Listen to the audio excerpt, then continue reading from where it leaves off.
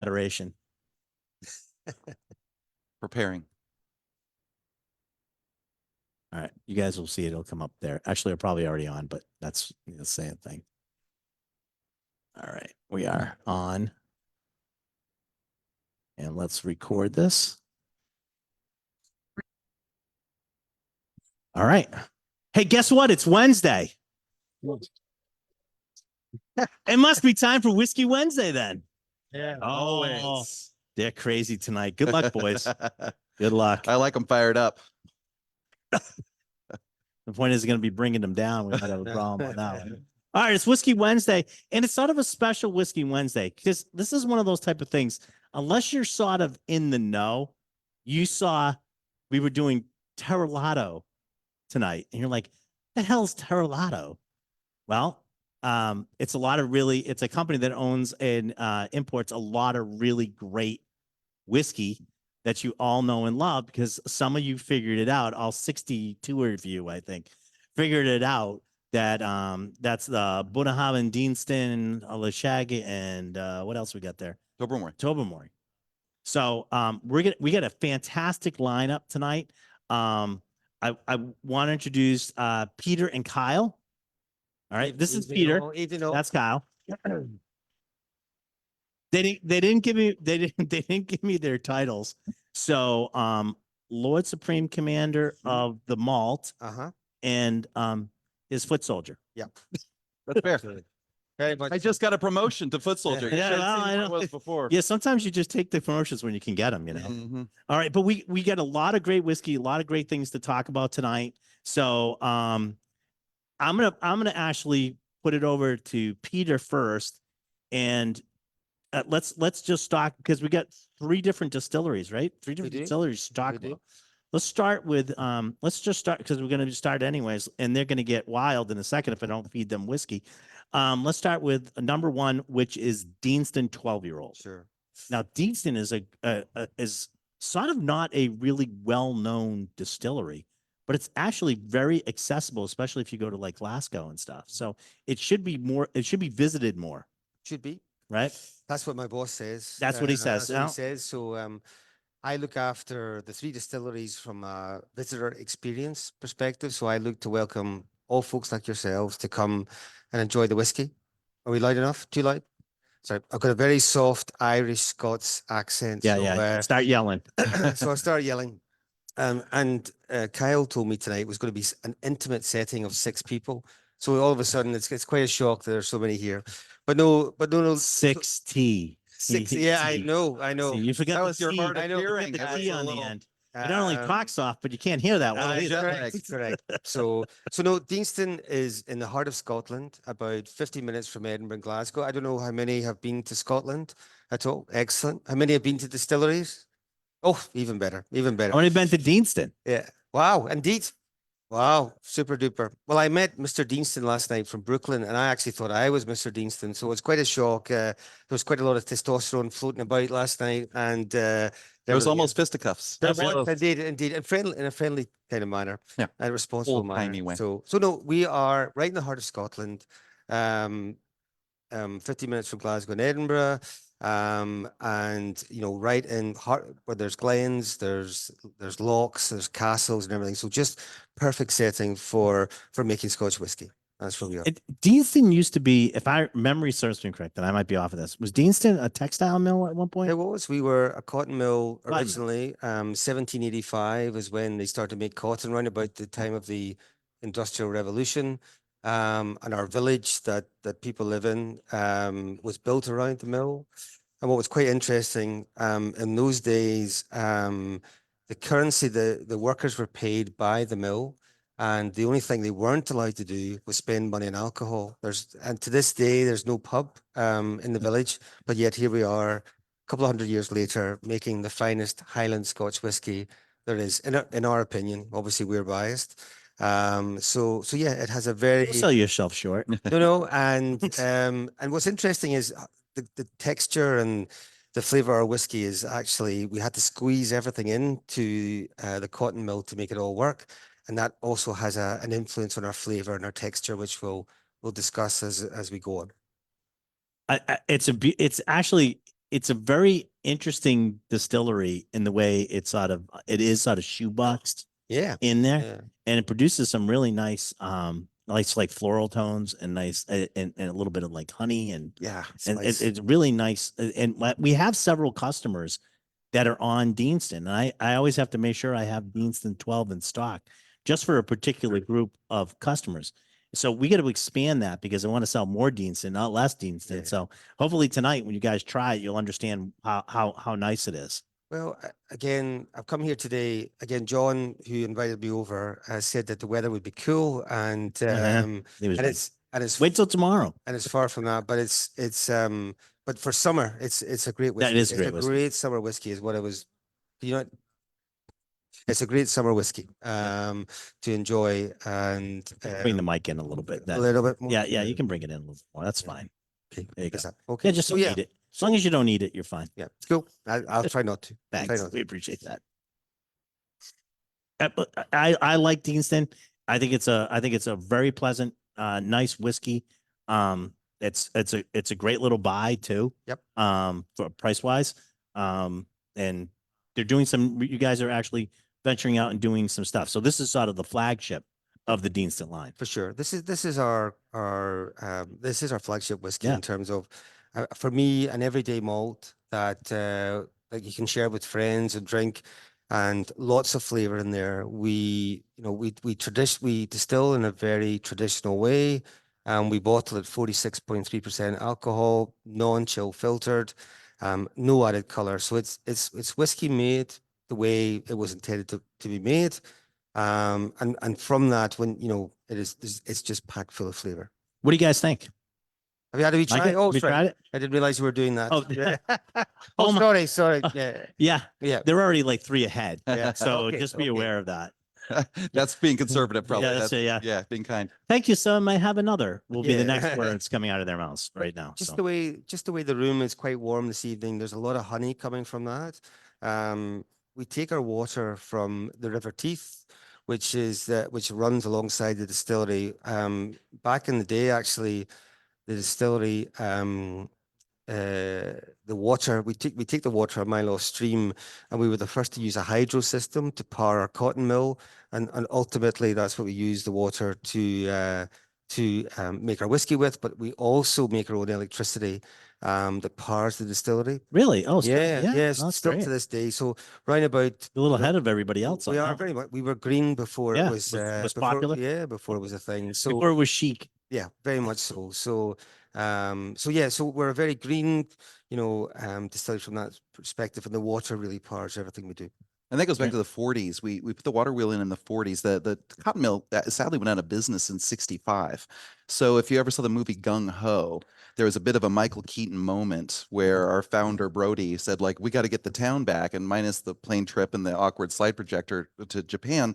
What ended up happening was, what are we going to do? What are we going to do in this space? And it was cram some very tall, some of the tallest stills in the Highlands into that space and start making Scotch whiskey. So, I mean, relative to what we're going to be trying tonight, this is the wee baby of our lineup, Yeah. only producing whiskey since 66. But just that natural terroir, and I do love talking about terroir and spirits, because that is such a, those of you who've been, this area around Perthshire, Stirling is such a just there's nothing like it outside of Scotland, and it's that gateway into the Highlands, right? And so it gives us not only that hydroelectric power, which, by the way, is we give 75% of all the power we make back to the grid of Scotland. So that's how powerful Wow. the River Teeth is, and it's just one of those many elements of how everything about Deanston is about the village of Deanston, about how we've had to get the village back to work. That's been there for hundreds of years. That we're buying only local grains. So we have farmers, and I say local, no further than the UK. Yep. For Deanston. And so with everything terribly going on in Ukraine right now, which has affected, of course, cereal crops all across the world, that hasn't affected us at Deanston, because most of our crops are coming from as local as possible, from local farmers on multi-family, multi-generational contracts. and nothing outside the UK. So open top fermenters, really long ferments, really long distillation in those tall stills. So you just get all that recycling. And I loved what you said, Ryan, about bees, because that's what we love to talk about, those florals, those fruits. And then in the end, as you're going to see, as you've seen already here, and whoever's listening or watching at home at some point, hopefully you have a little Deanston with you, but you get that long, creamy finish, that beeswaxy finish. And if you got a splash of water out of the cap or out of your bottle, however you like to do, then you really see that almost angel food cake long finish. And there's only not even a handful of distilleries in Scotland that have that kind of character to the body of the whiskey. For me, being in America just now, the finish for me is like apple tart. There's a lovely spicy apple tart finish. My mum used to make around about Halloween. I don't know whether you folks do the same, but she would hide a coin, wrap a coin in tin foil, put it in, but she would also put cloves. Do you still call? I don't know whether they're called that in America. Cloves? Cloves, yeah. Yeah, we still call them it's- cloves, but yeah. yeah. And if you were fortunate, you bit into the coin, which wasn't good for your teeth. But if you were unfortunate, you bit into the cloves. But I was always looking for that 2 pence that I could take to the Swedish shop to do more damage to my teeth. But it very much reminds me of that in terms of takes me back to my childhood, and that spicy finish is great. And just what Kai was saying, that beeswax, that mouthfeel is so important, and it lingers. Yeah, it does For- have for it me, does have lingers, yeah. viscosity to it, which is nice. Lots of viscosity. Yeah. And then again, that's down to we have a long fermentation period that adds lots of fruits into that flavor, into our scotch, should I say. And yeah, that that waxy feel is in there. This is also a good one if you're ever traveling and you end up in Glasgow or even Edinburgh, and you're looking for a distillery that's fairly close by that you can get to and visit. Try to make a stop at Deanston. You will not be disappointed. They have some great distillery only offerings, which are fantastic Yeah. too. So We love, all right. we love to see. We'd love to see. I mean, we're able to take you into our warehouses and go through, do some warehouse tastings and everything else. So we like to be a bit different and get people closer to how we make our whiskey and what our whiskey. Pete, I don't know if this crowd wants to see a warehouse full of whiskey and try whiskey right out of the barrel. That doesn't seem. They want to be, by the way, they want to be locked in a warehouse full of whiskey. That's more. Is more like accurate. is some of their dreams. All right. Excellent. So Excellent. don't worry about that. We can do that. We can do. Yeah. Don't say that, please. We can do that. There's They'll be nobody all here flocking there. He's booking a flight right now. There's nobody Um, here from health and safety. no, there's no all one you from. know. We're No, all right. there's no We're one. okay.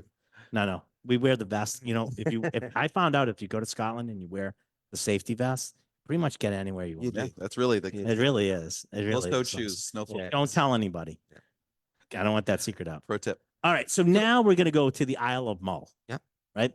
And there's two made at the same distillery, right? But two very distinctive styles made on the Isle of Mull. And the first one we're going to try is the unpeated version of that, which is the Tobermory. Yep. Okay. And this is the Tobermory 12. Nice new packaging, by the way, boys. Yeah. No, we've worked hard on that, for sure. So Michael Scott. I'm I don't know whether you know, in Scotland there are two football teams. There's Glasgow Rangers, there's Glasgow Celtic, and Celtic playing green, and Rangers playing blue. And I'm a blue guy, so it was hard to get that through quality control from my perspective. But they've done a good job. It looks really good, really good. That's a long way to go to support your team. I'm sorry, we can never use green again. We take it very seriously, but Grass, change it.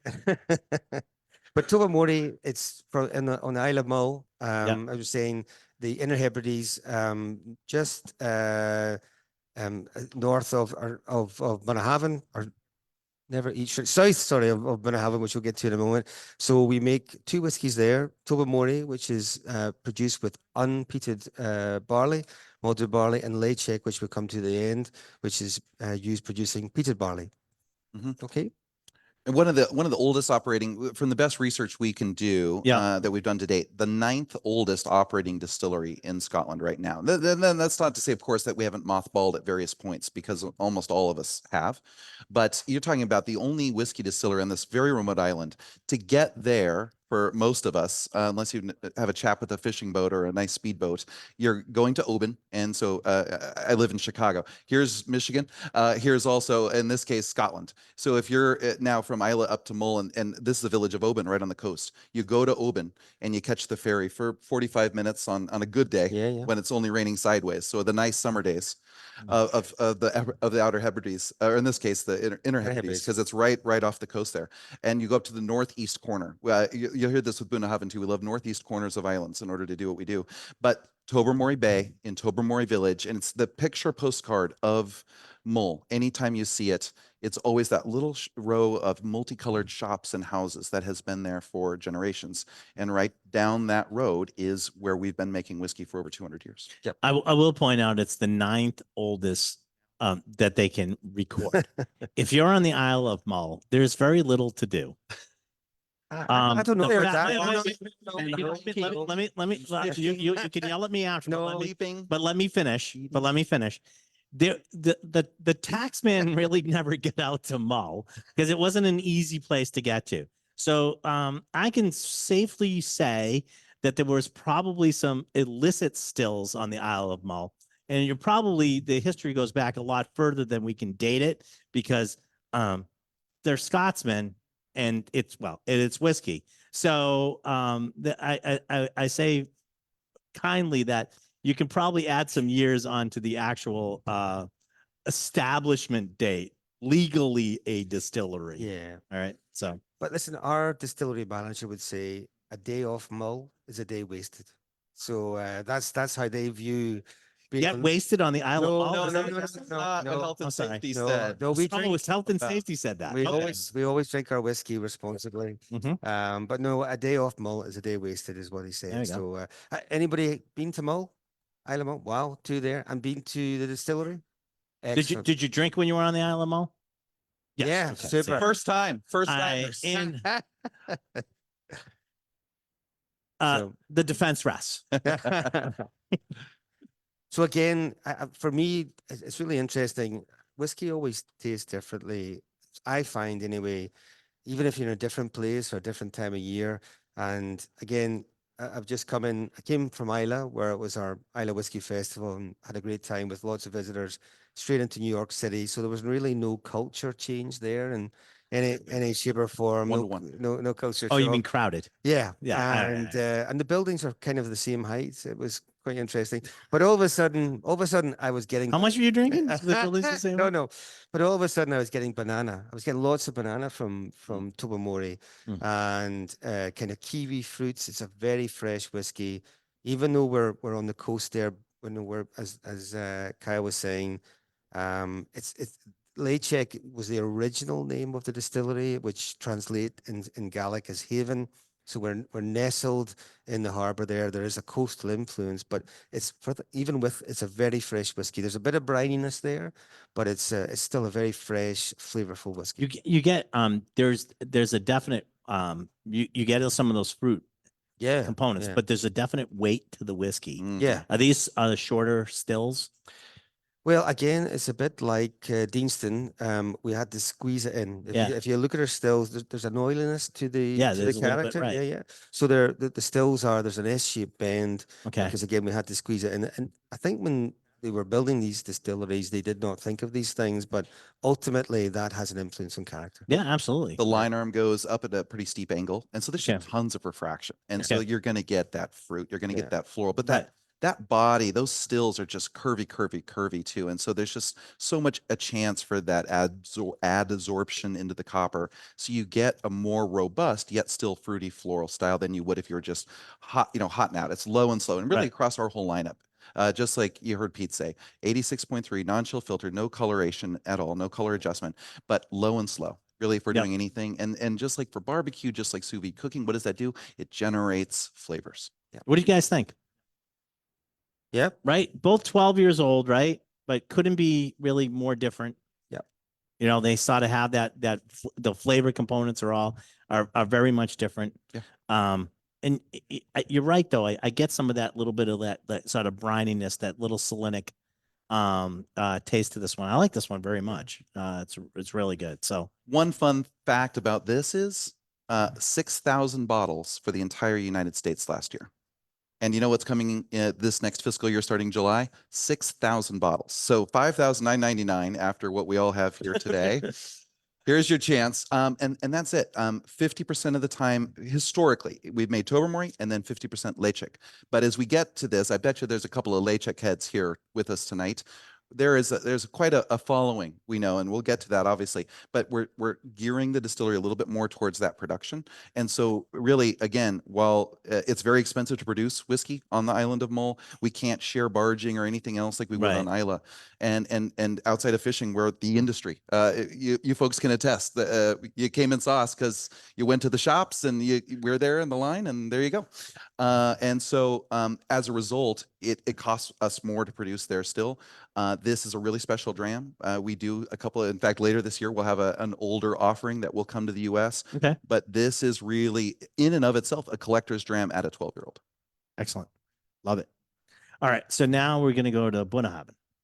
All right. Now, if you think the Isle of Isla is remote, then you must understand that the distillery is remote on the island of Isla. Okay. So the first time that I went to Bunnahabhain, we were in a coach, a bus, and it wasn't really a big one, but it's the road there is very, very narrow. And there's places where you can, when another car is coming, you can turn off or you can back up to let the other car by. And there was several times where it was like, okay, everybody to the right side of the bus, because I don't want to fall off that ravine. So everybody this way. There's a sheep in the road, whatever there is, and it was that was the mayor. In fairness, it was probably the mayor. And in all honesty, I'm driving him like, we're never gonna get there. This is unbelievable. How are we gonna get there? We got this big coach. We're going.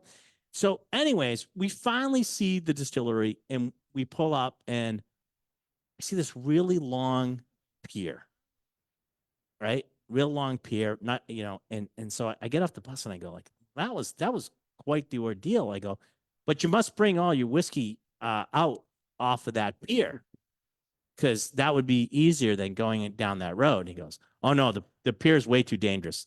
We don't use the pier anymore. The pier is falling apart, and we don't use the pier. I go, wait a minute, all the trucks, all the lorries come down that road? Oh yeah, that's how we get everything here and everything off. And I was like, I don't know if I'd want to be that driver. And they must take like nerve pills as they're ready to leave the distillery. It's a lot of medicine available. Yeah, I guess so. Yeah, exactly. That's needed just to that's calm, right. take the edge off. Not when driving, but after. All right. And pronounce the distillery. Exactly. The only thing I would say is Adam, who drove us up tonight, our roads might be narrow, but listen, they're steady. It's a steady flow. There's no tailbacks. There's nothing else. There's nobody tooting the horn at you. There's a lot of horn tooting on the way. How was he driving? No, he was driving great. Oh, sure he was. Everything else. Not according to the other people in Boston. So our roads may be narrow, but they flow. And listen, the journey is always You know what's funny? It takes you an hour from Boston to get to Boston. I know. I didn't know if you knew that. I'm thinking, what's going on here? Yeah. Every other city's built in a grid. Boston, we just sort of said, "The hell with you." No, totally. I don't know. I know there's a lot of Irish people, and I'm Irish, so I don't know whether we maybe. Oh yeah, a lot to do with it. Yeah, a lot to do. So responsible. But sorry, to go back to your point, yeah. Bunnahabhain is so it's Bunnahabhain, which is the V at the end. Now, latterly, as again, I work with both the kind of production team and our visitor teams, and latterly, the guys at the distillery have been pronouncing it Bunnahabhain. So you might, if anyone ever makes it to Bunnahabhain, you might get bonus points for that. But again, I don't know whether there's a joke going on there that they're trying to pull my leg. So when I start to say Bunnahabhain, they're going, I've got him, So, but certainly it's Bunnahabhain. You know my theory, right? That there is no proper pronunciation. You guys don't even know how things are pronounced. And you come up with a way to pronounce it. And as you drink, you change the pronunciation just to mess with us. Yeah. So at the beginning, it's like Bunnahabhain, and then all of a sudden it's like, no, it's Bunnahabhain, you stupid idiot. And I'm like, wait a minute, this is what you've been saying all along. No, you've been mishearing us. Been mishearing. Yeah, that's all right. That's it. it's a big name, right? It's a big name and it's a big whiskey. Right. We like big flavors. There's a big sherry influence in that. If for those that have been to see us, who was on the bus journey Mhm. down that 4 mile road, our stills are the biggest. 4 miles. It felt Uh, like 20. I bet you. I It bet was you. 4. Well, no, that's wrong. I honestly, it's not that bad. It's not that bad. And it's a pilgrimage to the journey. It is a pilgrimage. I'll give you that. But it's the tallest stills in Islay, the biggest mash tun. We've got a 15-ton mash tun there. Again, like Kyle was saying with Tobermory, it's a very traditional way of making whiskey. It's slow, and everything's big, just like our name, and that's how we like it. Did I ever tell you about the first time we went there? We almost blew up the still. No, No, no. absolutely. No, I never told you that. All right. Safety. So Is yeah, this, health and safety. is this recorded? Yes, it is recorded. It goes out to everybody. So whenever I take a group of people anywhere, especially to distilleries, my first rule is, you're over 21 and I'm not your mother. Behave yourself and be on time. Second rule is, do not touch anything unless somebody says you can touch it. It's a very simple rule. My 3-year-old girls could figure out that rule, right? Not a hard one, Tends right? to be hot as well. Yeah. And so we're in there and we're looking at the still, and there's a chain coming from the ceiling going down through the water trap to on the still. And one of the guys was no one here, and no one that works or shops here, because this was another store. Anymore. Brother-in-law. It's the brother-in-law thing. Sorry. Reaches over and puts his hand on the chain, and before I can say what the, he yanks the chain. I'm like, what are you doing? And the guy's like, what are you doing? And we had to take everybody out. Everybody had to get out of there, and they had to make sure it was okay. And I'm like, so this is my first time being put Oh my on, goodness. and I'm thinking this is my last time. They're gonna let me put on. But they didn't. They were actually really great, and they gave me a bottle and told me never to come back. Excellent. But they gave me a bottle, and so I'm pretty happy about But it. somehow we've found our way here. Kyle and Yeah. I have found our way, so it couldn't have been too bad. Couldn't Yeah, have been too that bad. was great. You know. So We're not banned from Julio's. Yeah. It's yet. the night is young. The night is young. We got more whiskey. How we So find which one is this one here? This is the regular 12. Right? Yep. This is the 12-year-old. This I is shouldn't say the regular 12. I was It's the gonna 12. I was gonna say this is our #1 seller across all 3 of our distilleries, all 4 of our brands across the world. I mean, if you know Scotch whiskey, you know Bunnahabhain, however we would like to pronounce it, it's all good. As long as you're drinking some. And this 12-year-old is iconically what we are. We are known to be the unpeated Islay. And of course, we have exceptions to that rule. But we are known to be on the market unpeated, and that's where we are here. And then also sherry cask finish, and specifically Oloroso sherry cask finished. So for many people, myself included, long before I even came to work with Bunnahabhain, this was one of those desert island style of whiskeys. Like if you had, I don't want to just have one, but if I had to just have one the rest of my life, this is one of those that could fall into that math because it's got just so many layers of flavor. This is what we call a thinking person's whiskey. Oh, absolutely. It's one of those dangerous ones too. You sit down with your friends, your mates, whoever it is, and you're just pouring each other that little wee dram as you're sipping along. And then you look down, a couple of minutes later and that bottle's gone. And I don't know who took that whiskey. Well, it's got a hole in The it. Gremlins. Yeah, we do the leaky bottles. Yeah, it's got a hole. It's good for business. We It's on found the top, but I well, at least one. And so this is iconically what we are known for, right? And have been known for around the world. Now we have a lot of lineup. We've got a lot of those that we're sharing with you today. We have more coming to the US than ever before because we have a focus on the US that we have never had in history. So we're really excited to share with you again. You're literally outside of our team, some of the first Americans since Friday on Islay to taste some of what we're going to share with you tonight. But this is where it really all starts with us. Classically, 12-year-old Bunnahabhain Oloroso sherry cask finish. and this is the flagship of the distillery. 1000% yes. And you'll notice, especially as you add that little splash of water, we are Islay, right? We are unpeated Islay. My sense memory, as soon as I get to that salty iodine, call it low tide, call it what you will, however you mark that ocean sense. And there's our stills, of course, soaking in that sound of Isla air, because our distillery right there, that big, it's safe to walk on that long pier jutting out into the sound of Isla. People jump off it. Jura in the People distance. jump- See, They don't jump off it on purpose. they're not fleeing anything. And but it's the dram built for that kind of experience, and it's got all those things, but it's got that sea air, it's got that experience. And so my sense memory, I'm waiting for, like, there's Isla and where's the smoke? And then it's not there, because we are historically and so famously, we are not that play. But of course, where do we find ourselves so often on lists inside of restaurants or bars? In the Isla section. And it's a bit of a misnomer, because Well, because here's the thing is that we've all placed Isla to have a certain characteristic. Isla never said that it had to be peated. That's exactly right. You know, Yeah. so it is from Isla, so it should be listed under Isla. Yeah. The fact that it's not peated is the fact that it's not, that you don't use peat Yeah. for the kiln drying of the barley. Yeah. And that goes back to our name. Bunnahabhain is mouth of the river. And our water source way up there in the northeast corner of Isla is the Margadale River. Pops up out of the rock, flows down over the rock, flows right out into the sea. And so the water never touches the peat. I mean, what is Isla? What are most of the Hebrides Islands? It's a rock or it's moss, the peat moss It's on peat, top of yeah. the rock. Yeah. Um, The water ends up usually brown in the holding It tanks does, because yeah. there's peat. Quite literally in the commode tanks. Yeah, it's a little brown, or even sometimes out of the taps where you're washing your hands. It's a little brown because it has a peat contact. Our water doesn't have that. So we've never needed to have that with the whiskey too. And it really sets us apart in the Isla section. We always say it's never complete without having this expression since 1881. All right. So now the next one is actually just a play off of the 12, right? Yeah. Is the gas strength. Absolutely. Oh, sorry. Yes, good. What's the strength of the 12? 46.3. And just to say, there's a mix of bourbon cask in that as well. So again, there's the sherry influence, but there's also bourbon cask. It's a blend, or that Julianne Fernandez, our blender, puts together. Because sometimes at 12 years old, the sherry can be overpowering. And what the bourbon does is just add a bit of vanilla, a bit of spice into that. Okay. Tempers it. Yep. Yeah. 10%. Yeah. The 12-year-old cask strength you're trying next is that we're kind of known, but again, just like you were saying, we're 4 miles down a road, which seems like a little bit longer, I would say. It's not 4 that much miles a longer. road, but it's just forever away. And when I came in, we were a wee bit of a hidden secret. I felt, as a distillery, not a lot of people got to us, and we wanted people to get closer to how we make our whiskey, the impact of maturation.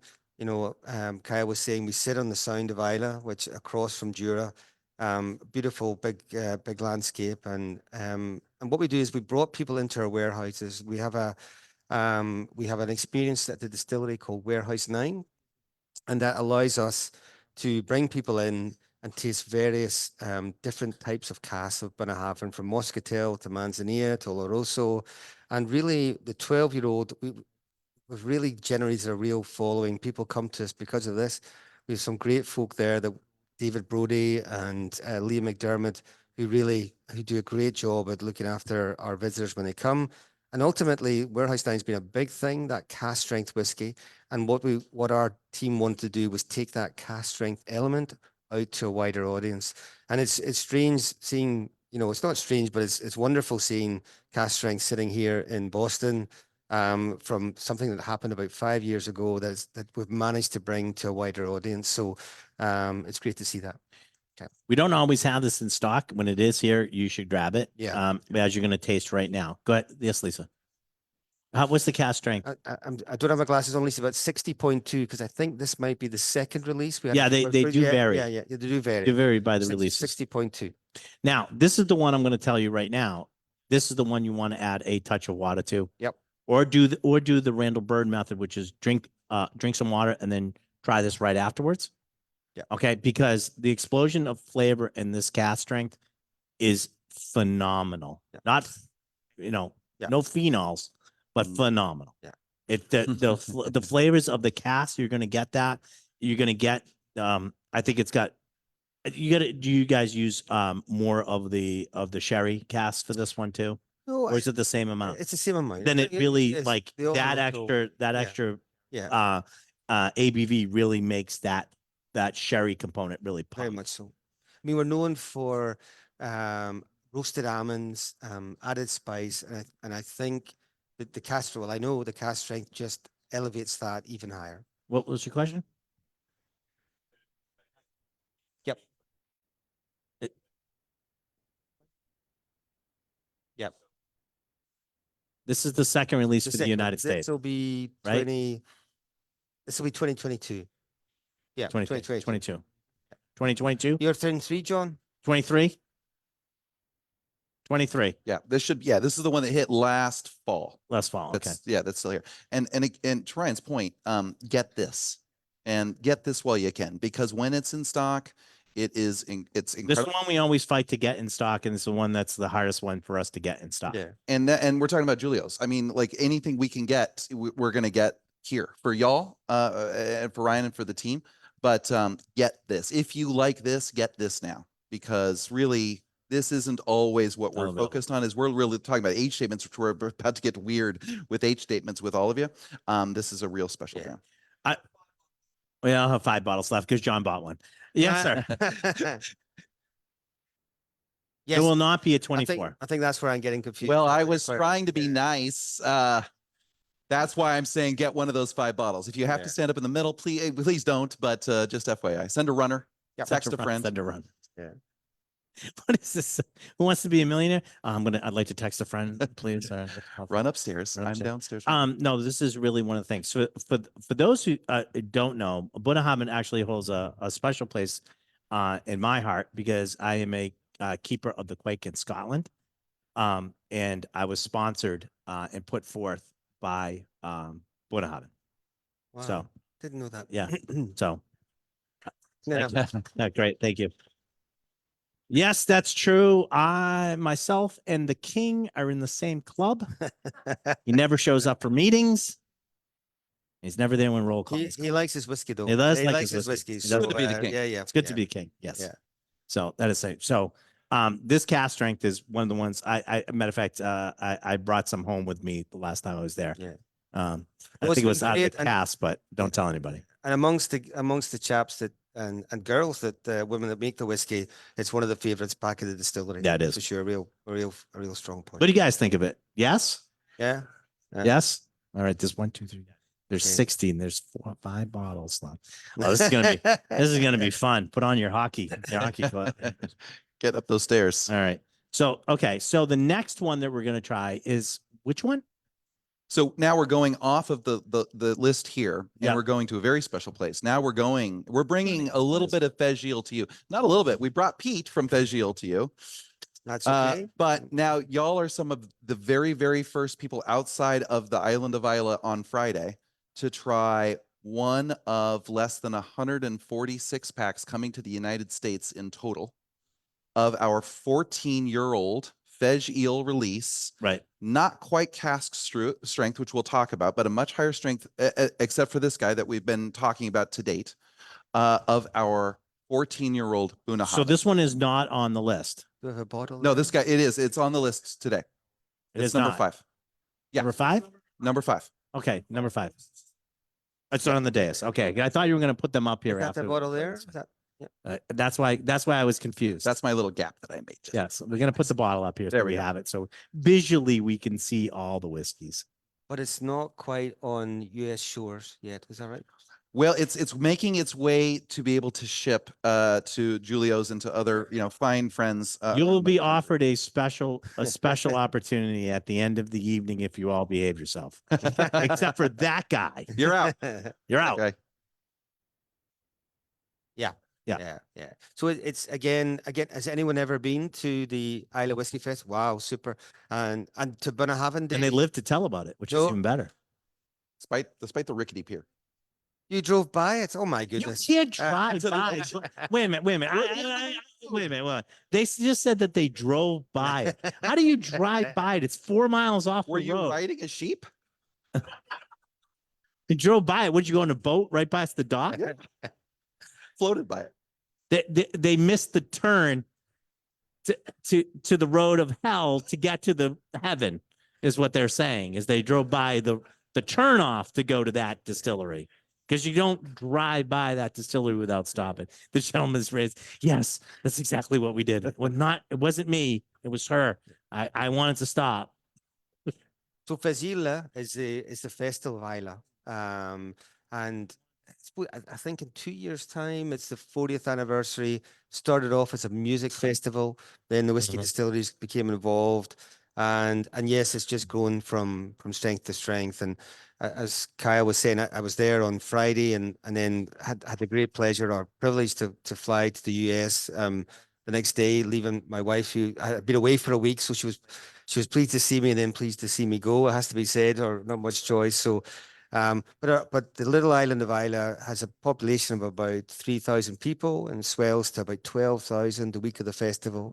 Mhm. So a lot, and there were lots of Americans there this year. It was great to hear lots of voices. There weren't many people that drove by us. There were many people that that came to see us, but really everywhere from Texas to New Yorkers to folk from Boston. It was really interesting to see. And it's nice that people come to see us because we realize it's a long way and we have issues with our ferries at the moment. We can't seem to organize our ferries properly. So there was lots of challenges, but it was great to see so many faces That's great. and share whiskey and music. So tell me about this release. What is special about this release? Sure. So in this particular case, we are spending about 11 years in reused bourbon casks. And then we love when we say a finish, and an average finish out there in whiskey land is 6-something months, right? It depends on the barrel, depends on what we're doing. Right. This is a 3-year finish. We love to do everything low and slow, right? So 3 years in a ruby port cask finish on the end of this. And so it really is giving you another just amazing expression of what can happen over that time with something, again, close to cask strength. We call it nominated strength. This is Correct.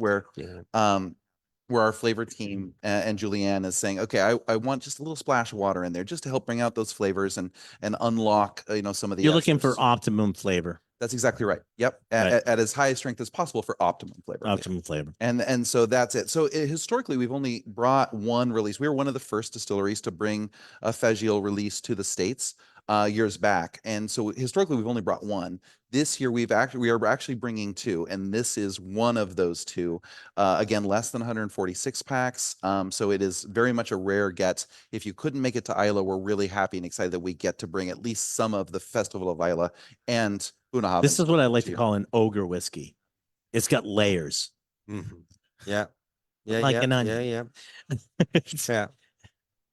But it does. It really does. There's a lot of different flavors going on, and you can it's almost like I'll use another one. It's almost like a parfait because a parfait has layers too. And you're tasting this, you're tasting that, you're tasting this, and then it all builds on top of each other. Yeah. It's really, really good. I'm always surprised when I first read that we were going to do a ruby port cask finish. I expected a lot more red fruit notes because Oh. Bunnahabhain has so much red It fruit, does. 12-year-old Mm. naturally. But here with that extra age, it really, interestingly, you start to pull out some of the other cool flavors and more of the nuttiness and the other elements. I that get you'll the see. raisin and almost like dark honey. Yeah. Dark honey. When we start Yeah. talking Dark about honey. Christmas cake in Scotland, we'll Yeah. talk about Christmas cake a lot. You start getting into, Yeah. those darker, richer flavors. Right. For sure. And, Out and of it's, the Bunnahabhain. it's a powerful finish. It's a long Yeah. finish that, Yeah. you can chew on. Try a little water on Yeah. that one too. Yeah. Again, for those that have been to Bunnahabhain, we had a port wood cask within our warehouse experience, and this very much came from that. The Because idea of that. yeah, and just the impact that long finish has. Okay. And so Julianne, again, it's great that folk, we're having visitors come. They tell us what they're feeling, what they're tasting. We feed that back to our Brand team. whiskey, yeah, Yeah. our brand team and whiskey making team. The flavor Yeah. team. And they listen. So it's really great to see again something that really came from what was popular with our visitors and consumers, and to use that Give word, the people what they want. give the people what they want. Yeah, Yeah. and It's not a we're, bad philosophy. we're a small enough distillery to Yeah. do that. And a small enough company that we can do Yeah. that and do it fairly quickly too. And that's always one of the major abilities of us as a little guy with our 3 distilleries. We're not trying to keep the vodka crowd happy or the tequila crowd happy. We're just trying to keep our customers and Scotch whiskey fans happy. Yeah. Yeah. I think it shows. What do you guys think of that? Like that. Like that one? Good. Do you think it needs water? Yeah. Do you think it needs? What do you think? Do you think it needs water? Do you think? I think I Yeah. think you could listen. No, I know, I know. Add a little bit to for yourself. yeah, yeah. Absolutely. But I wouldn't have changed the proof on it. No, Yeah. no. No. We always get in this argument about cask strength, right? First of all, what is cask strength? There's no, we talk about where it can be. You guys you went for like optimum flavor. You said, at this ABV, this is where we feel it shines the best. And I always look at whiskey, cask strength and ones that are a little bit above normal as whiskey concentrates. Mhm. So I can choose where I want to drink it. And a lot of people, come out and go, oh, no, you never add water to whiskey. And I'm like, okay, what do you drink? And they'll tell me what they drink. And I go, well, it's 80 proof. And they go, yeah. And I go, so somebody else added water. And they're like, what? I go, it doesn't come out of the cask at 80 proof. It comes out at higher than that. They give it to you at 80 proof, right? How does it get there? It's not magic. It's called water. Yeah. And so like, let me be the judge. I very rarely drink cask strength whiskey at cask strength. Same. I usually add a little bit of water to it, and I find where I like to drink it. Once I dial in after like the first glass, and occasionally I overwater it, and I have to start all over again with another glass of whiskey, and sometimes that leads to trouble. But slug that one back. Yeah, that was take one for the team. totally wrong. Let's try that again. But no, in all seriousness, that's where you sort of dial in your own personal flavor. Right. And it's your flavor, and it's for every different whiskey, right? There is We no don't have the one same answer palates. that's exactly right. And these are all different whiskeys. So every time, I mean, that's what we do professionally, right? We are sampling it as it's given to us, and then we're adding those splashes, looking for those flavors. We know flavors unlock down to 40 proof. Scientifically, that's where flavors unlock. That's where blenders start to take things down to reveal all the flavors, but it's not where you enjoy it the most. Right. So try it like that, and then go back and just enjoy whichever one whiskey, whatever you're drinking that night, whatever you're feeling that night with Yep. that, as much water as makes sense. Warmer days, sometimes a little water is nicer. Colder nights, Yeah. sometimes just that little whisper of water is the right way to go. Absolutely. Absolutely. And dare I say, you put some ice in it as well. That There's enough flavor in this thing. You could put Yeah, a nice chunk yeah, of ice in there absolutely, and you know. enjoy that I as do it it. melted, Yeah, as it melts. Yeah. Yes, sir. Fif- What's the ABV of the Feis Isle? This particular guy? 58.3, is it? 58.7. 58.7. What's the next phase yield? The other one is a 23-year-old triple sherry wood finish. Yeah, And it's 53, pretty hard to come by. 53%. A little lower in Little proof. lower, Yeah. Very limited. 29 6-packs for the entire United States. No, 39. 39 6-packs for the entire United States. Just added there. There we go. So All right. Okay. That's great. Now let's try an 18-year-old. don't mind if I do. All right. And this is the same thing is everybody wants number 18. That'll be number 6. I know. Number 6. 18 and 6, 3 times. That's right. So I'm Irish. It takes me a while I know. to pick out because it's things. 3. Yeah. All right. So this is the 18-year-old. And now, by the way, this is another one that is inventory is shaky at best, right? You can sometimes find an 18, sometimes you can't find an 18. It's one of those ones that people who know when they see it, they just pick it up. Even if they have a full bottle at home, they walk by and they go, ooh, an 18, and they grab another one because they never know when they're going to see this again. Yeah. Now, my personal taste, I think the 18 is great, and I think it's grand. My personal taste is I will take that cask strength almost every time. I'm not an ageist. I like what I like, and it doesn't have to be the highest number out there. Number. Yes, Lisa. Cask strength, the strength of this of this, and the cask makeup. 46.3%, fully matured in Oloroso sherry. So unlike the 12-year-old, where it's a mix of, Julianne is trying to balance the too much of a sherry influence with she brings the bourbon in. We would say that this is a culmination of the journey of the maturation period of the sherry. It's beginning to, time the summers and the winters that we have at Bunnahabhain with the sea crashing in, taking in that salt. I don't know. See if for those that have had a wee taste, I don't know if you lick your lips. I don't know what you're tasting. If you lick your lips, is there There's a little salinic. there's a little taste. Yeah, saltiness, yeah, a little saltiness yeah. to it?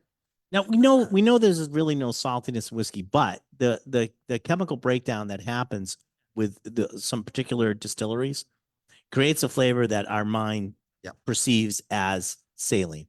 100%.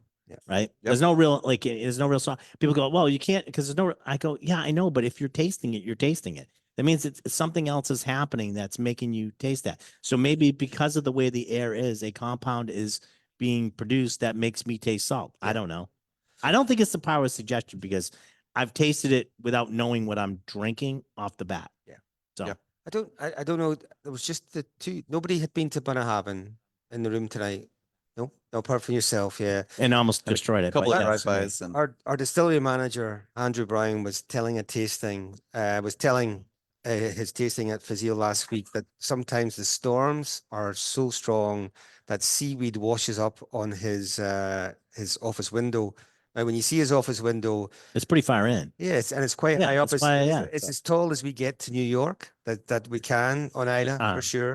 Third floor tops. You know, so I think it's second floor, but we'll but it's go pretty high. It's pretty high. pretty high for Isla. Yes, and all right, I'll give you that. but I think what he was trying to say was that the influence, Permeates the sea- everything. Yeah, It's there. yeah. It's there. You can't. There's no getting Yeah, around very it. much so. And Yeah. the fact that we don't even understand that chemically, from the biggest distilleries in the world to us, after all this time, that's part of the magic too. For as much as we know about the science of flavor and the way that this works, to not know exactly why that's there, but that it's undeniably there and it's there blind and it's there for folks who've been tasting whiskey blind for decades. That's part of really what makes this just so magical, so special. It's great. What do you guys think of the 18? Yeah, not kicking that out of bed with eating crackers, huh? We had a hand clap at the back hand there. clap. That was good. That was good. That was a golf clap too. So I that's was- even better. Oh, very good. Pete, tell him a little bit about what happens on Isla too with this. particular Yeah, no, well, this is being recorded, so I'm slightly concerned. No, No one's watching. Don't worry about it. We understand it tends to be the whiskey that the locals drink. So if ever you needed a firm recommendation, that's it. If you go into a bar in Bowmore or Port Ellen, it tends to be I would say Bunnahabhain in general, but certainly the 18, it tends to be the whiskey that you'll see the locals have a glass in their hand. Very good. Always something special. Nothing wrong with that. And Ryan, to your point, while we admit 18-year-old is definitely harder to come by, and when we know from origin that it's sherry cask finished, like that, Right. that's part of it, right? It's a huge part of it. We're working on it. And the marketing department loves to tell us we need more. We're like, we did 4 years ago, so we're working on it. That's not a quote. That was 4 years ago. It's Yeah. been a minute. What have you done for me lately? Yeah, exactly. But what we can say is historically, we know that Bunnahabhain 12-year-old, and for that matter, Deanston, and for that matter, Ledaig, have had some supply issues in the United States. That at those levels is gone. We have dedications now from Teralato, who are our U.S. importers and great partners, and from our distributor partners across the U.S., that we are going to have stock on these items that have been like, man, I haven't seen that in a while. No more not seeing it in a while. Yeah, but you're in an awful big boat. I mean, during COVID, everybody understood supply side problems. Mhm. So, that was just par for the course over the last couple of years. So if you can come out of that with a better supply chain system, then more power to you. You might be ahead of other people if you've already solved that sort of problem too. We're getting real close to it. And we That's have, as one example, since we're kind of on the end of Bunnahabhain's overall for the list, we have more 25 that's just landed. We have 25 more coming. So the most ever 25 to hit US shores this year. And then later this year, we have 30-year-old Bunnahabhain that will hit the US for the first time. We have from us, right, directly from us. We have 40-year-old Bunnahabhain that will hit the shores for the US for the very first time. So there's a huge commitment from our team to make sure the US is doing everything it can around Okay. the entire lineup of Bunnahabhains. You should have seen the size of my suitcase coming over. Oh, Pete, you're coming. We have a few items. I maybe. had a big suitcase too. You're right there on the island. I have come back from Scotland. One time I came back from Scotland and all was in my suitcase was a sports coat and a kilt. That's all you and, need. and wait a minute, and my suitcase was overweight. Yeah, that killed. And the lady at Glasgow 9.5 airport yards. looked at me and A she lot of said, fabric. do you have anything else? I go, no, it's all in there. And she just passed it through. So, Yeah. and everybody always asks me, they're like, well, what do you do? I go, I declare everything that I got. Yeah. And if they wanted me to pay the duty, I'll pay the duty, whatever it is. I just tell them this is what's in my bag. Luckily, I have some friends that gift me things. Good. Those have zero Yeah. if they gift. to you. I don't So- know. Has anyone have anyone heard of Jim McHugh? Yeah, he's held court once or twice. I'm just throwing that out there. I reckon this is the 30th year I've been going to Islay. It's very much, I mean, originally from Northern Ireland, but I've lived in Scotland for over 40 years. But when you go to Islay, you can see Northern Ireland really from the airport or from the ferry when you arrive. But I know Jim and a lady called Christine Logan were the first people that that met me. I was going to Bowmore Distillery at the time. But I remember Jim talking about how the various stages in life of a whiskey. And he used to talk about when a whiskey gets to 18 years old, it's reached full maturation. Where a 10-year-old to 12-year-old, say in a Bunnahabhain term, it was like an adolescent, full of life, full of vitality. But by the time it gets to 18, there's a bit of maturity settled in. They're not a 12-year-old, you're jumping off the pier at Bunnahabhain and Totally safe. totally safe and So being, safe. and being shocked by the cold.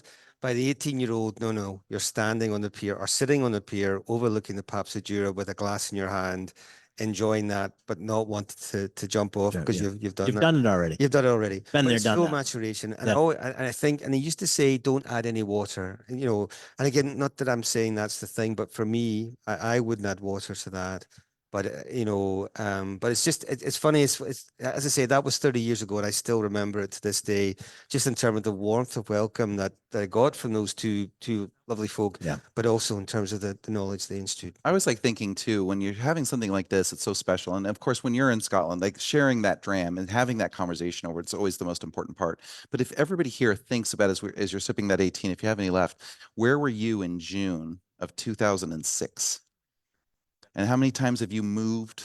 How many girlfriends, boyfriends, husbands, wives, pets? How has your life changed since 2006? And to think that this has had a much more boring life than that. It's just been sitting in the hot Scottish days, the cool Scottish nights, because they're about the same, doing that thing in the barrel, in these sherry casks, all that time to get that kind of flavor development. I mean, it's so special. And it really is a time capsule to think of how our lives change over that to get that kind of flavor development. My daughter's turning 18 right at this on Wow. Saturday. So there you go. There you go. I know Perfect. exactly where it was 18 years ago.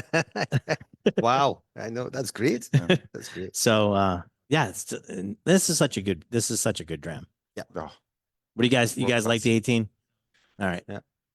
All right. So now we're gonna like sort of delve into the darker side of Mull, so to speak. And now we got Ledaig.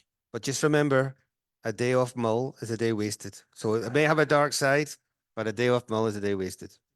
Sorry. That's okay. Mm. I always marvel at how clear this whiskey is and how much flavor it produces. And it just shows you don't drink with your eyes. Yeah. All right. Yeah. You can drink with your nose, but don't drink with your eyes. All right. So because you're looking at this and you're like, wow, and compared to the other ones, this is like really, really clear. Then bring it to your nose, and there's a whole different story there, right?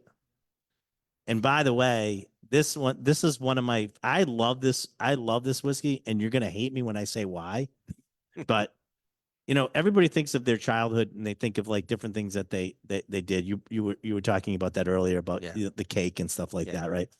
So I was an asthmatic when I was a kid, and I'm still an asthmatic. I shouldn't say that, but I had a lot of sick days when I was a kid, and I would have like sore throats and stuff like that. And I would stay home and, you know, watching like, you know, Price is Right or whatever, and Chloraseptic to soothe my throat, right?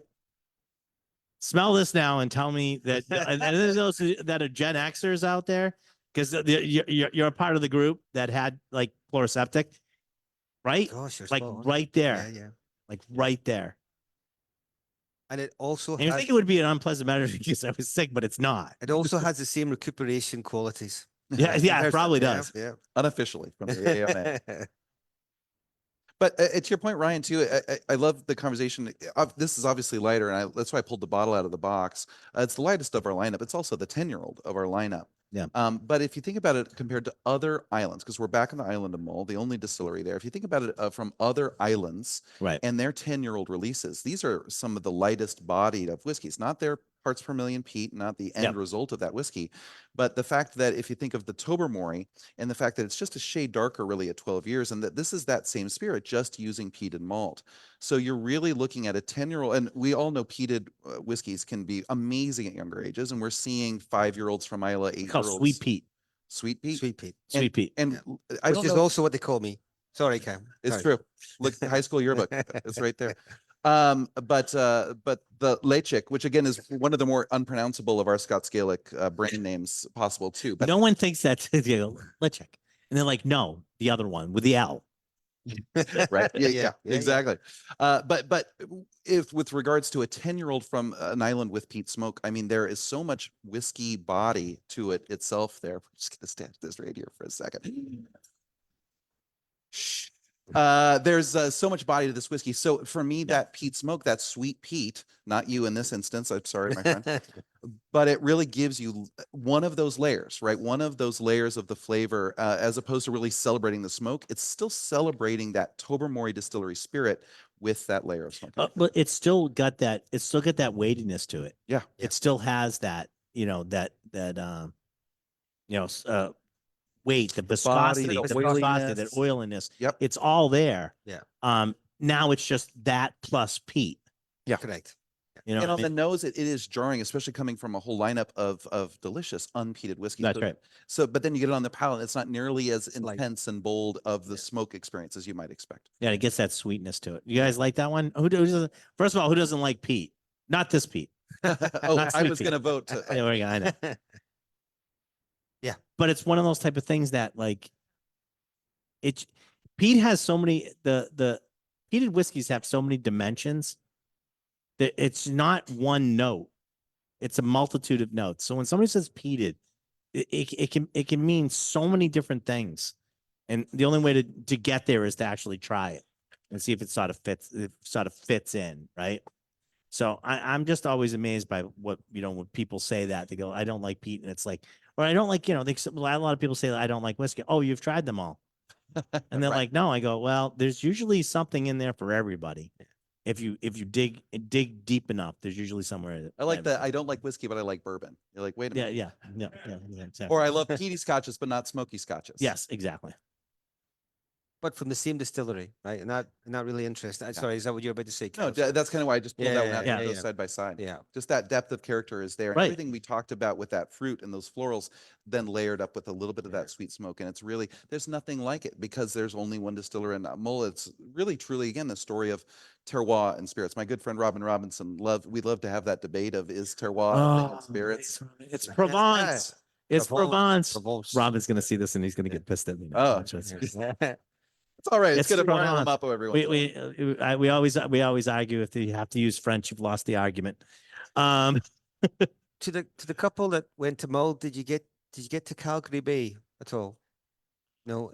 So it's this beautiful beach at Calgary Bay. No, just on the other side from the distillery, other side of the island. I But haven't made it past the distillery. I'm gonna tell by both of them. yeah, Yeah, yeah. they walked there. Yeah, sure you yeah. did. So it's so beautiful, and I think They drove by. They just did a quick drive Well, by. that's Calgary. this couple. That's a different. but I remember being there. There was a bonfire that just extinguished, and I remember it reminds me very much of that, of an extinguished beach bonfire. That flavor in the mouth and everything very else. nice. So yeah, so it reminds me. Well, of that. it's the same thing. It's all memory sense too. Yeah, Right. very much So much very memory much so. sense. All right.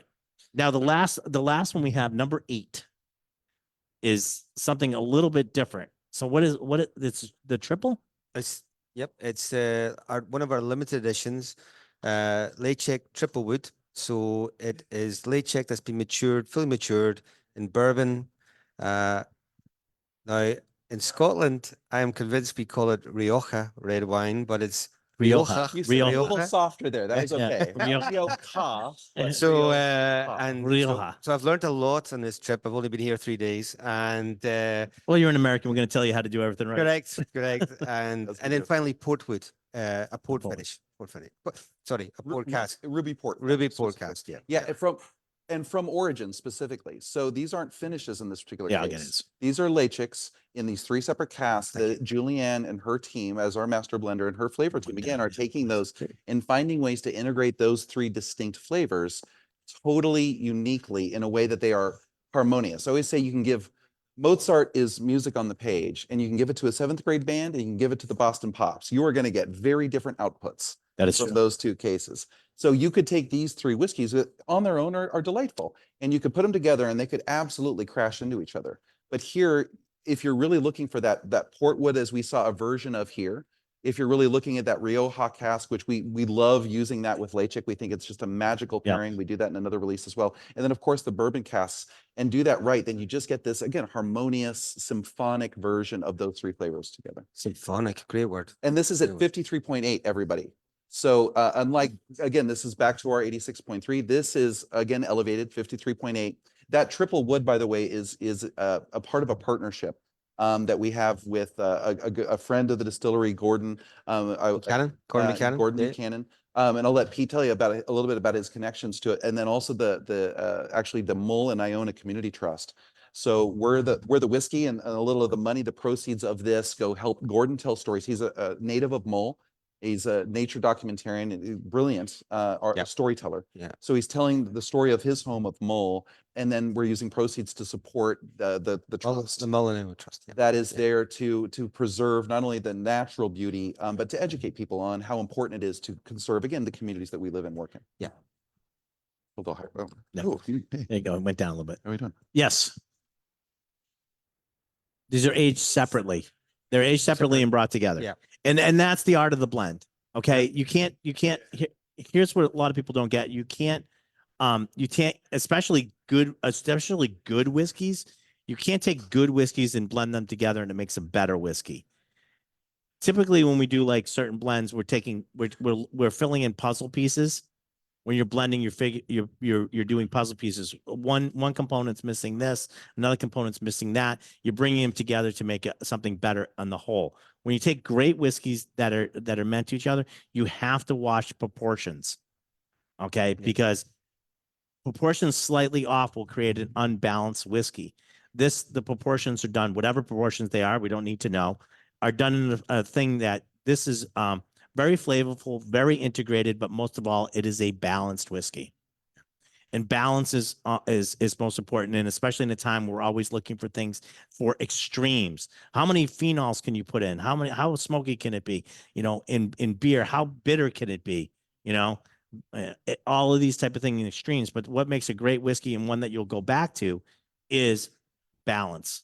If you make a balanced whiskey, people will go back to it. Yeah. And because your palate doesn't wear out on the very high highs or the very low lows.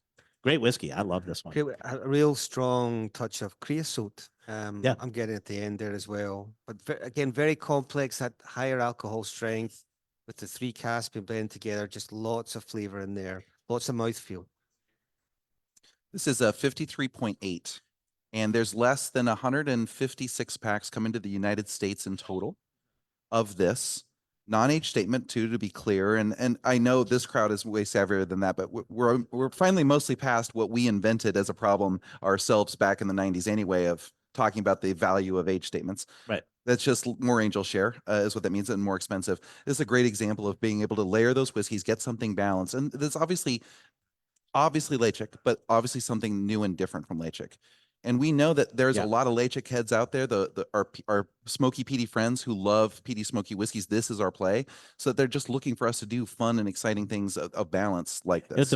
I'm gonna put something that I'd like to say in this one. The peat is there, but it is salt on the steak, not the steak. Yes. Yeah. Okay. It's 100%. not the main. It's not the main meal. It's not. Again, you're getting balance with this. Mhm.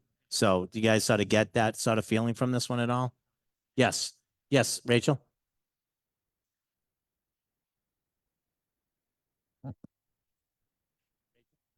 Jen, is travel exclusive in a red wine cask of the Ledaig?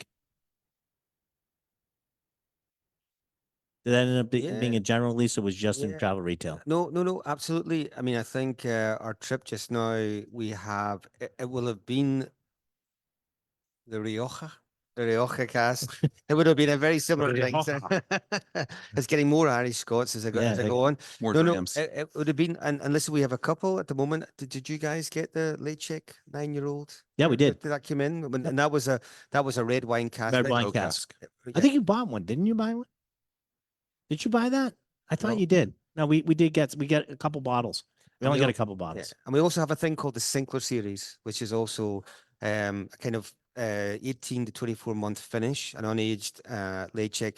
I just want to touch on that. We were just discussing this as going because the reaction to the late check is very much what we're seeing back in Scotland and the UK. It seems to be the whiskey that the whiskey drinkers drink again, and similar to Deanston, but yeah, the Sinclair series has come about from that in terms of it's an unaged and what I was leading up to saying, sorry, was that late check at a young age tastes really well. Where right off, it's almost ready to drink. And a youngish Bunnahabhain and inverted commas is very much the same. Whereas with Tobermory, we do feel it needs that longer maturation before it's ready. And therefore, we used to be a 10-year-old Tobermory. Now we're a 12-year-old, and again, that's due to us realizing, or Mhm. Julianne realizing that that's the best age to release it at.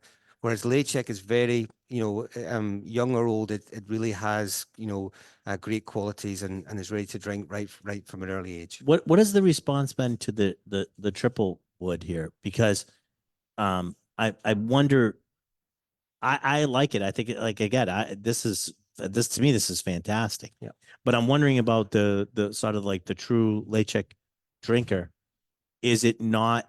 Is it because the true Ledaig drinker likes that sweet peat? They like Yep. that stuff, and this is really not that. No, It's more integrated. It's a little bit more it's a mature. poser. It's a poser, Right, right? right. But again, I think from Julianne's perspective, I like it. That's what she's looking to do. She likes Yeah. to throw the odd, Yeah. odd peat hand grenade in there to challenge the consumer and the drinker, and but also just to put something out there that will challenge our palates and everything else. Yeah. So What do you guys that's think it. of this one? Do you like that triple wood? And Ryan, to your point, this is another one of those that you guys are humans in the outside of Scotland and outside of our team, number 11 plus, number 11 through 60, how many we have here tonight, who are trying this for the first time. So data sets start tonight, really, as Okay. far as what we think about this and how that falls into. We find that with the Ledaig that the 10-year-old Ledaig is what people know and Scotch whiskey fans really lean into. But what we're doing and what Julianne and the flavor team are doing with releases like this or the Sinclair series, really challenging what we think we know about the Ledaig. We're drawing a whole new set of drinkers into the Yeah. not only the category but obviously into the brand. I think it's great. At the distillery, we were one of the first to have this, and it's been very well received. We're just coming into summer season, so we like to, as I say, create things at the distillery, and get it to our visitors and our followers as quickly as possible. So we're expecting a very positive response when it comes to. Yeah, I think I hope you did it because I want more of it. So that makes sense to me. All right, so you guys, we did the tasting tonight. You had 8 different whiskeys. I think they're all across the board. There's something here for everybody, no matter really where your palate lies. We talked earlier and we said we wanted to offer you one more. I don't know why. Little Scottish hospitality right there.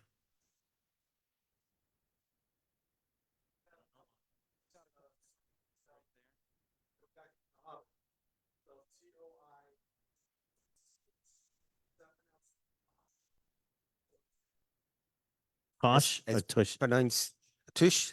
Tush? I quite like that. Yeah, there you go. Tush. Well, when I'm 3 drinks in, that's what it's Tush- pronounced. It's called. It's Toychik. Toychik aga.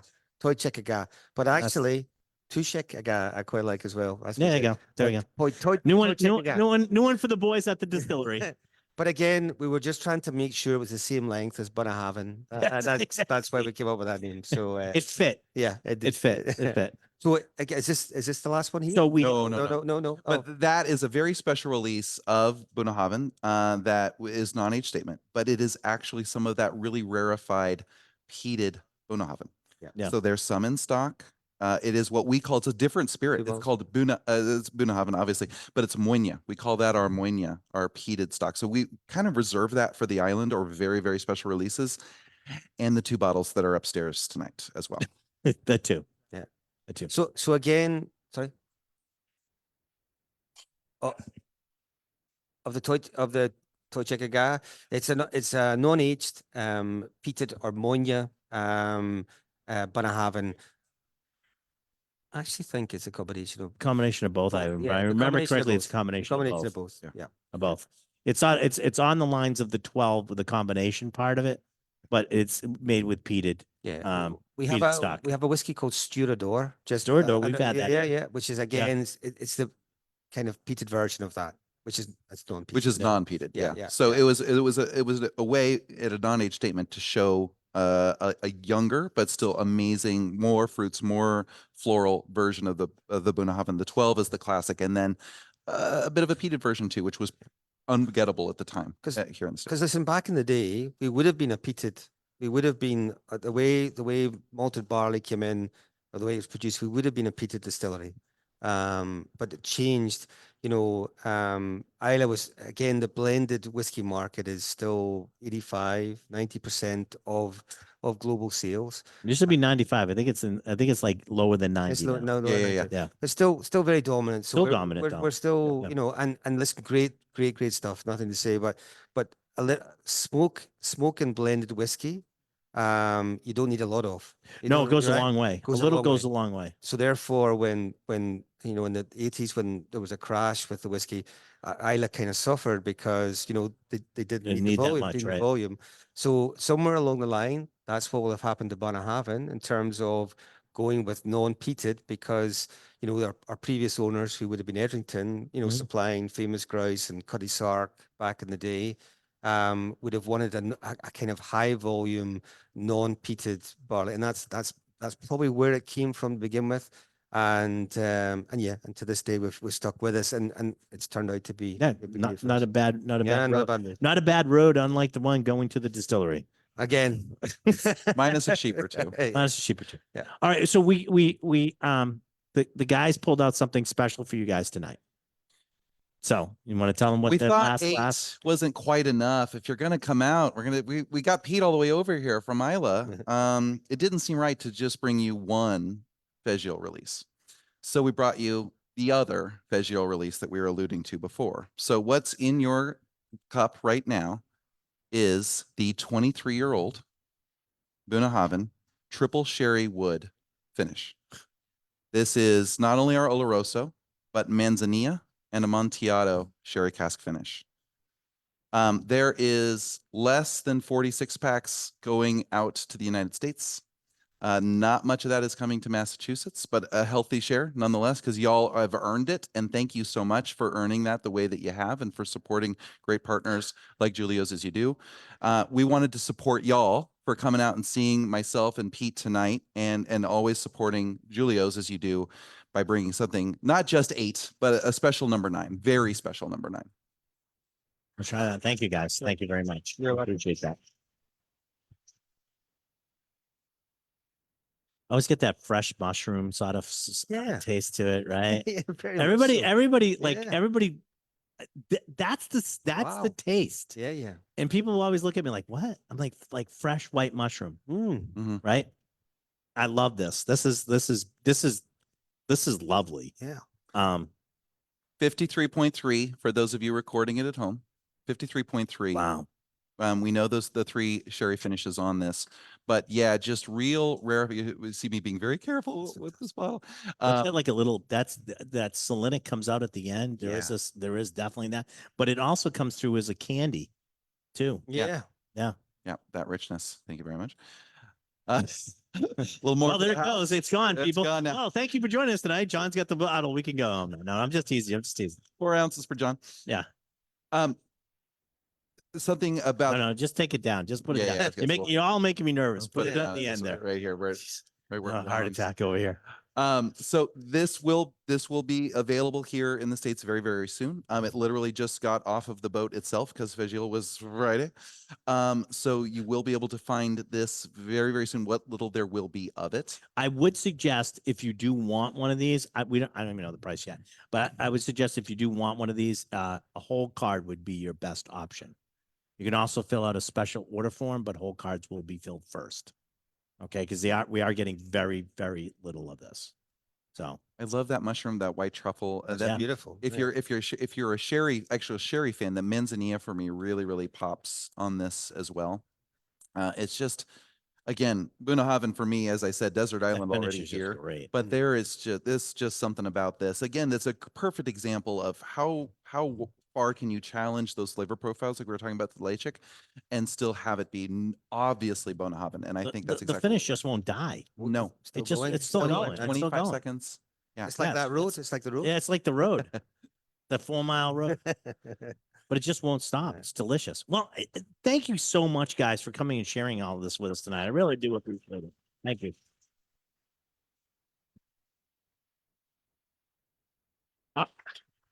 All right, we got a little housekeeping to do that we want to go through with everybody that's here. I'm going to say goodbye to everybody on Facebook. If you want to see this again, go to Julia's Liquor's Facebook page. It'll be under the videos. You can see it there. If not, go to It's the Liquor Talking, wherever you get your podcast. This will probably be up tomorrow. Cousin Vinny will put it up there and you can get it. And the only other thing I can tell you is that you should have been here. It was awesome.